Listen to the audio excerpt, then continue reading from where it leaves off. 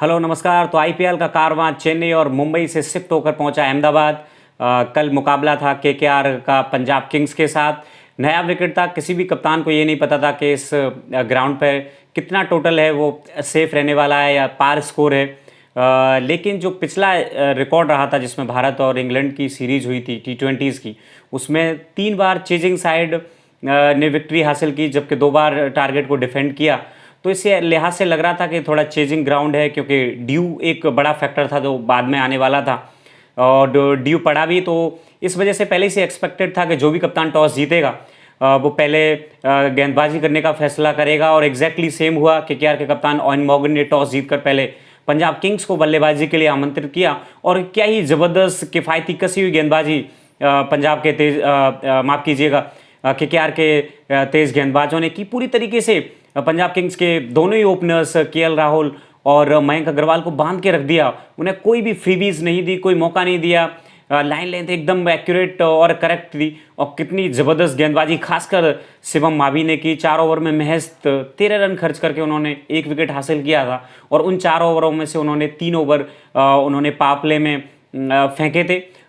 तो बेहतरीन गेंदबाजी यूनिट केकेआर की दिखी थी, और फील्ड प्लेसमेंट भी ऑयन मॉर्गन की कल बहुत ज़बरदस्त थी। सिंगल्स डबल्स के लिए बिल्कुल ही इजीली अलाउ किया नहीं दोनों ही बल्लेबाजों को, और केएल राहुल ने 19 रन बनाए 20 गेंदों में, 2 चौके 1 छक्के की मदद से। तो आप देख सकते हो जो प्रेडोमिनेंटली उनके रन आए थे वो बाउंड्रीज से आए थे। और सेम कहानी थी मयंक अग्रवाल के साथ, जिन्होंने 34 गेंदों में 31 रन बनाए थे, जिसमें 2 छक्के और 1 चौका शामिल था।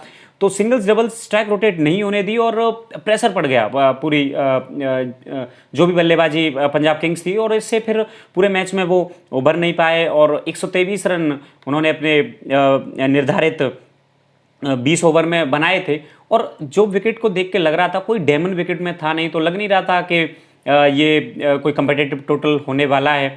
और जैसे ही केकेआर चेज करने के लिए आए थे, एक बार थोड़ा सा हिकअप आया उनकी चेज में। 17 रन पर 3 विकेट उन्होंने पावर प्ले में खो दिए थे।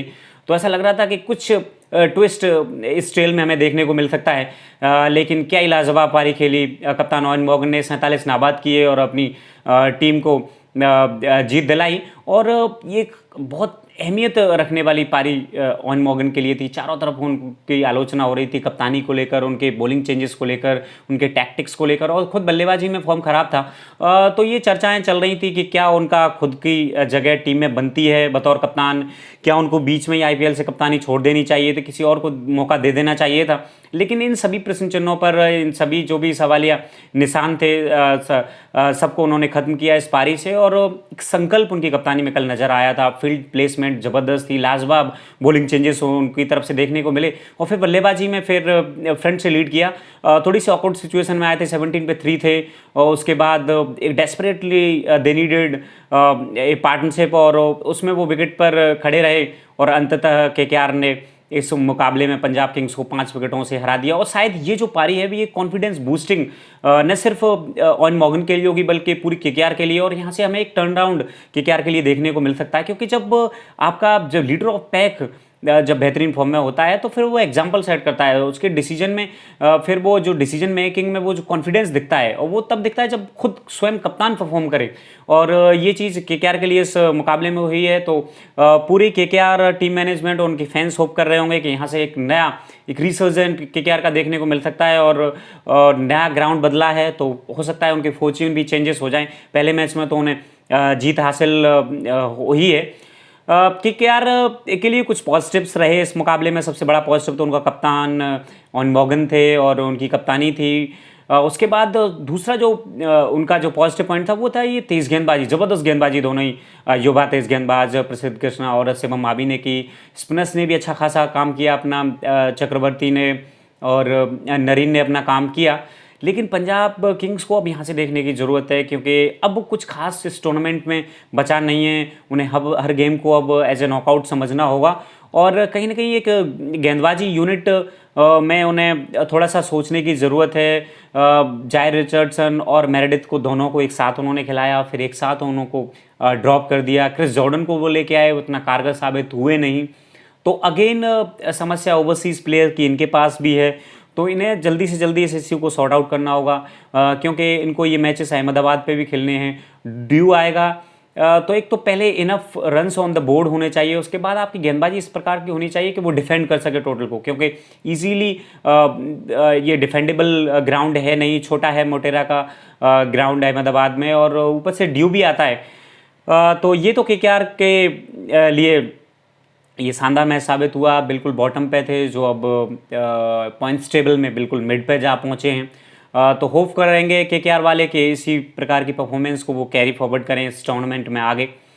अब बात करते हैं जो आज मुकाबला होगा दिल्ली कैपिटल्स और Royal Challengers Bangalore, two Delhi boys Rishabh Pant और विराट कोहली एक दूसरे के आमने सामने होंगे।